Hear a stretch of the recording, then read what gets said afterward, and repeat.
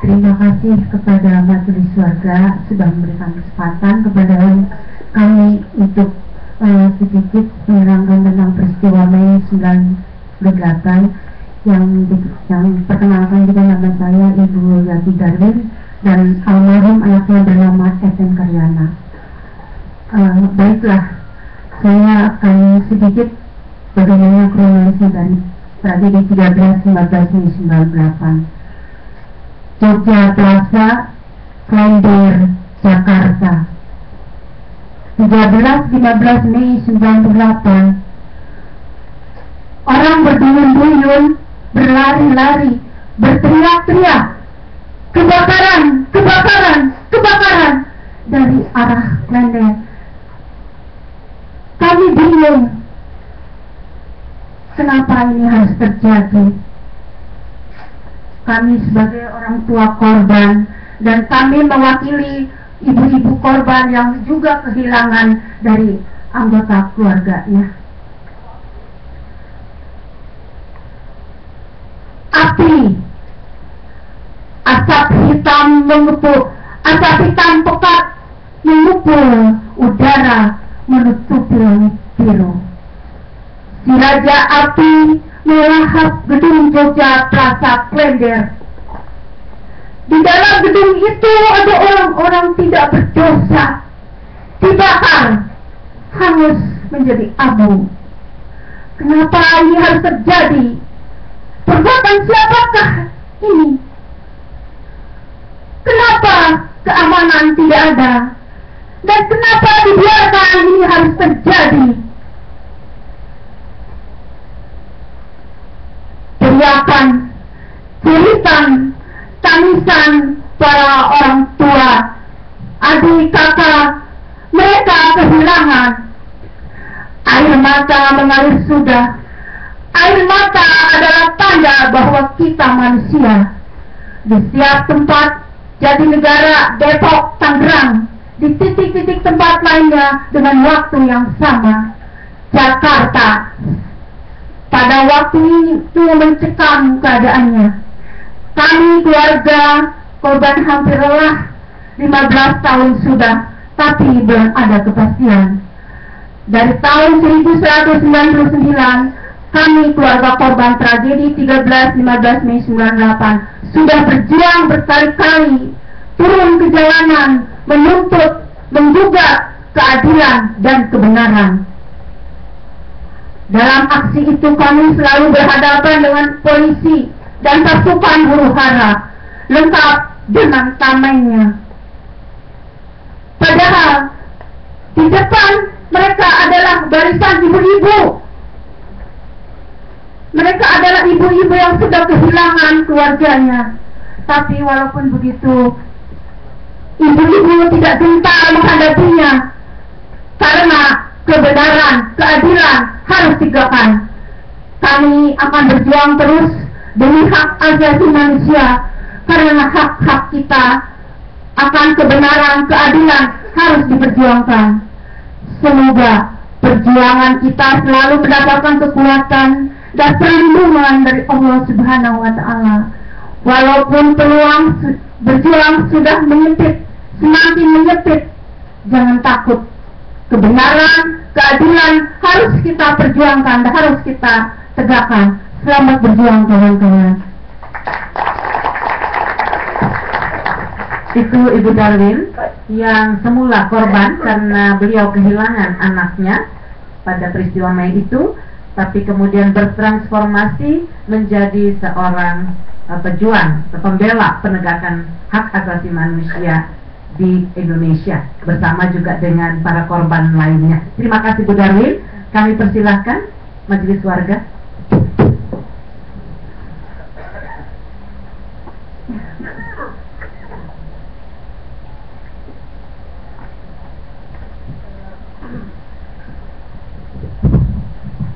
Kami waktu itu juga sangat terkejut ya, bahwa korban yang begitu banyak, terutama di dalam kebakaran mal, dan sebagian besar dari korbannya memang anak-anak dan juga orang dewasa yang tidak jelas kemudian bahkan kami untuk mengidentifikasi, waktu itu belum ada identifikasi seperti yang sekarang dilakukan. Dan kami sangat berempati pada ibu karena apa yang telah ibu perjuangkan. Satu hal yang belum saya utarakan di sini juga, kemudian ada stigmatisasi waktu itu bahwa korban-korban ini adalah penjara dan seterusnya. Ini juga sebetulnya adalah pengalihan karena menghilangkan tanggung jawab pada waktu itu. Yang kita ingin tahu kan sebetulnya adalah siapa yang menjadi dalam huru-hara Mei itu dan seterusnya. Yang sampai sekarang meskipun TGIPF sudah mengerjakan pekerjaannya, sampai sekarang belum ada kejelasan dari pemerintah sebetulnya peristiwa waktu itu tuh bagaimana sebetulnya kondisi sebenarnya, kemana semua aparat keamanan yang seharusnya menjaga. Semua saling menyalahkan. Kalau saya mendengar di lingkungan Polri, waktu itu ada perintah bahwa Polri tidak boleh keluar dari markas, lalu dari sini mengatakan bukan begitu maksudnya dan seterusnya, sehingga akhirnya pertanggungjawaban keamanan yang telah menyebabkan korban yang begitu mengerikan itu sampai sekarang tidak jelas. Jadi Ibu, kami berempati sekali dan saya juga sangat menghargai bahwa Ibu sekarang justru kemudian bersama ibu-ibu yang lain telah bergerak terus menjadi pembela HAM. Dan itulah saya kira yang bisa saya utarakan. Terima kasih sama-sama Ibu. Terima kasih. Ibu Bapak dan para hadirin yang kami hormati, berbicara tentang 98, kita juga tidak bisa melupakan bahwa pada saat-saat itu terjadi penghilangan paksa terhadap para pejuang HAM, pembela HAM. Saya lihat di sini hadir Mas Mugianto. Jadi saya mohon izin majelis warga, kita mengundang Mas Mugi untuk menyampaikan secara singkat pengalaman Mas Mugi dalam kerangka penghilangan paksa pada waktu itu terhadap mereka-mereka yang dianggap kritis untuk membela hak asasi manusia. Kami persilakan Mas Mugi. Kami minta untuk ke depan.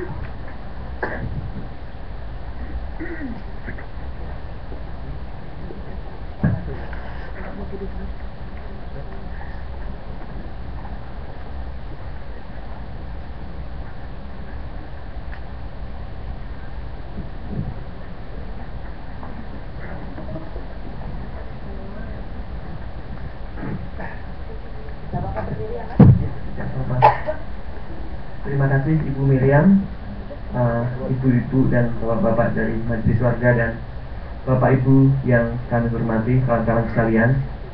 Selamat sore. Terima kasih sudah diberikan waktu dan saya tidak akan panjang lebar karena sudah ada jadwal karena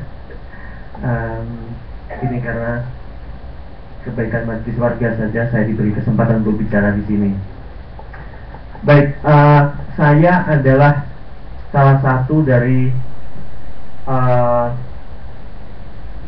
korban yang diculik oleh militer, khususnya Kopassus pada tahun 1998 dan selamat.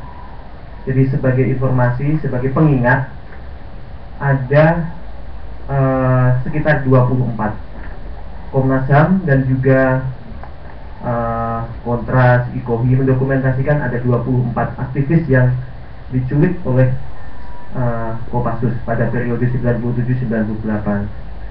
Dari 24 itu 9 dilepaskan dan saya adalah satu dari 9 orang yang dilepaskan itu. Kejadiannya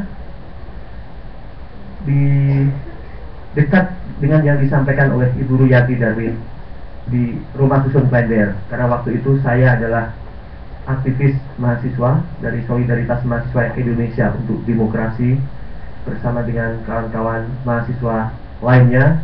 Kami ingin Indonesia yang lebih baik dan oleh pemerintahan Orde Baru nampaknya apa yang kami lakukan dianggap sebagai subversi dan karena itulah kami, saya dan kawan-kawan diburu, dan tanggal 13 Maret 1998 saya diambil dari rumah kontrakan di Jakarta Timur, di Rumah Susun Klender. Saya dari tempat kontrakan, saya sempat dibawa mampir ke beberapa pos militer, ke Koramil Duren Sawit, Kodim Jakarta Timur. Setelah itu baru dibawa ke tempat X yang kita tidak tahu di mana. Dan di tempat X itulah selama 2 hari saya mengalami proses penyiksaan yang kira-kira sama dengan yang dialami oleh Wahyu Susilo tadi pagi.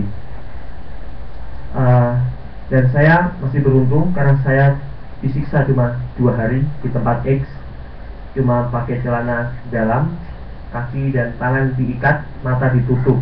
Jadi 2 hari 2 malam ditanya tentang mengapa kami ingin mengganti Soeharto, mengapa kami ingin difungsi ABRI dicabut, mengapa kami ingin Timor Leste untuk menentukan nasibnya sendiri.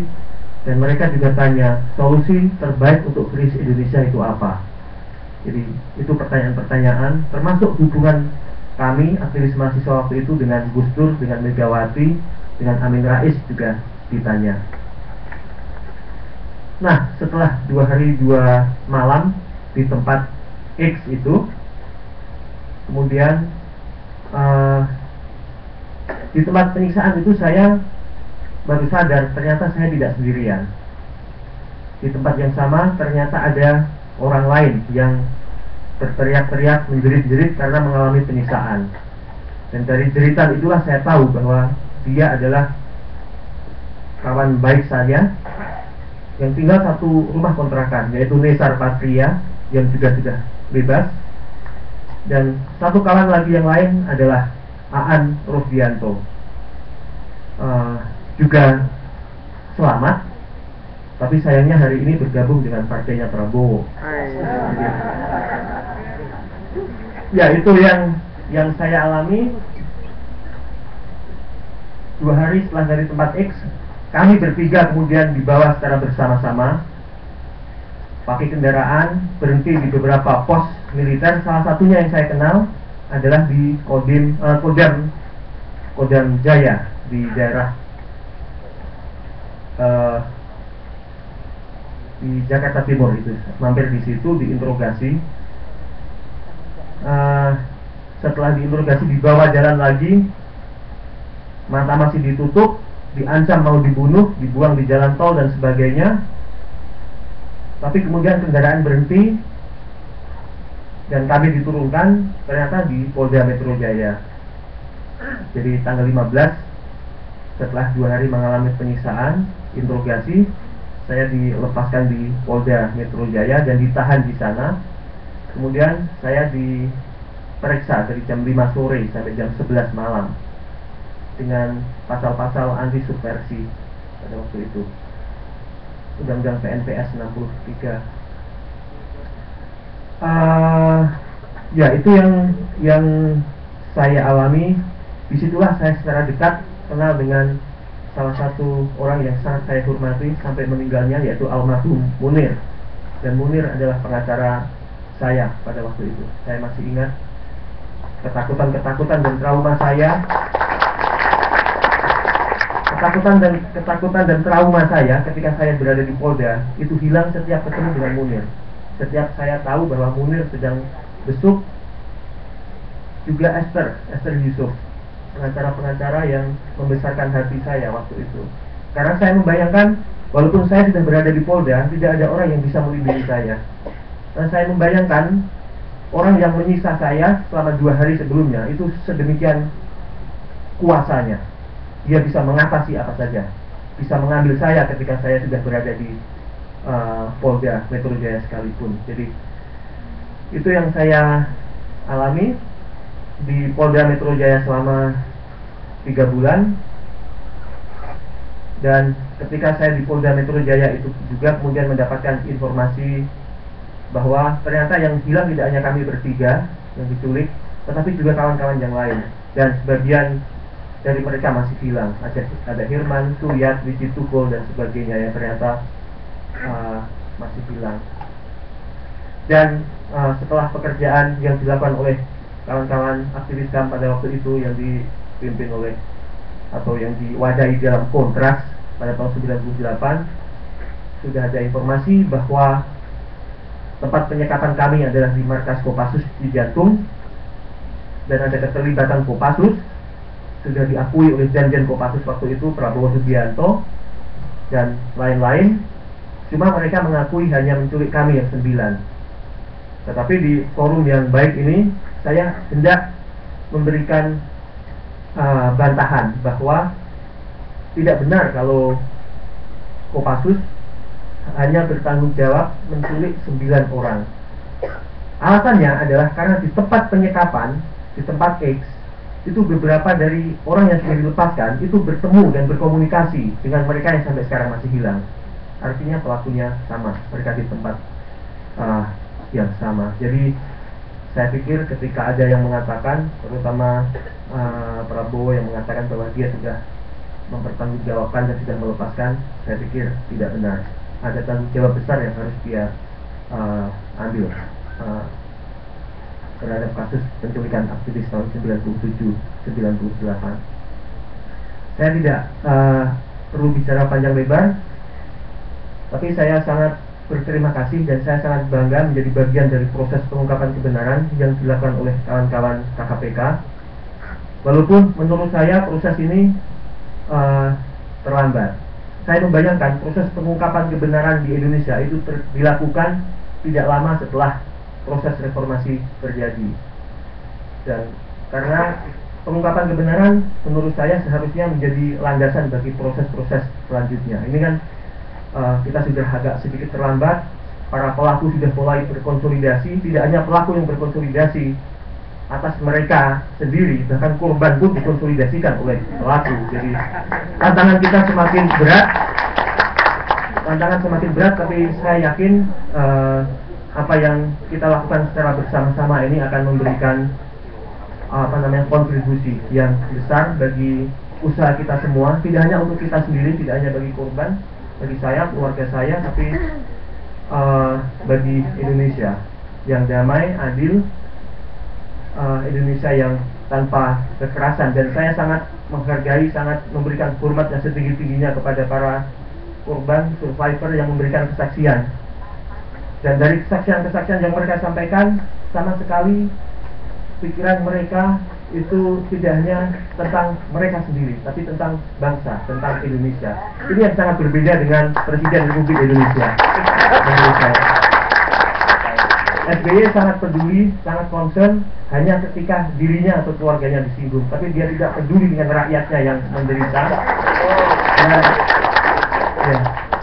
Dan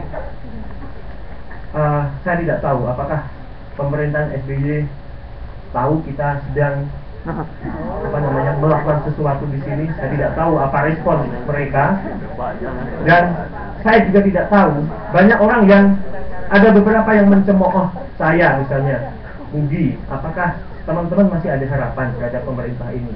Tapi bagi saya ini bukan soal apakah pemerintah saat ini peduli atau tidak, tapi kebenaran harus disampaikan, karena dari sana kita belajar untuk tidak terus mengulang kekerasan. Terima kasih.